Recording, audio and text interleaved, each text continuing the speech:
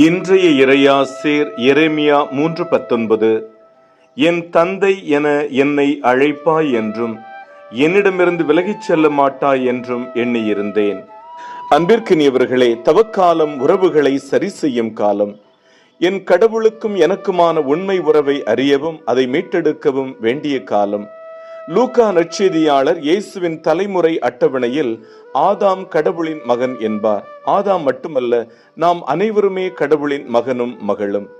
எவ்வளவு பேரானந்தமான செய்தி! உயிர் தெழுந்த இயேசு மகதலா மரியாவிடம், என் தந்தையும் உங்கள் தந்தையுமானவரிடம் செல்ல இருக்கிறேன் என்பார். கடவுளே, நீ என்னை அப்பா என்று கூப்பிடுவாய் என்று எண்ணினேன் என்கிறார். இயேசு விண்ணுலகில் இருக்கும் எங்கள் அப்பா என்று ஜெபிக்க நமக்கு கற்றுக் கொடுத்தார். காரணம், கடவுள் நம்மை படைத்த நம் அப்பா, நல்ல அப்பா. ஜெபிப்போமா?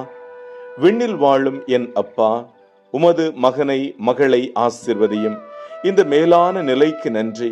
உமது மகனுக்குரிய மகளுக்குரிய மாண்பை உணர்ந்து மகிழச் செய்தருளும். எல்லாம் வல்ல இறைவன், தந்தை, மகன், தூய ஆவியானவர் இந்த நாள் முழுவதும் உங்களை ஆசீர்வதித்து பாதுகாத்து வழி நடத்துவாராக. ஆமேன்.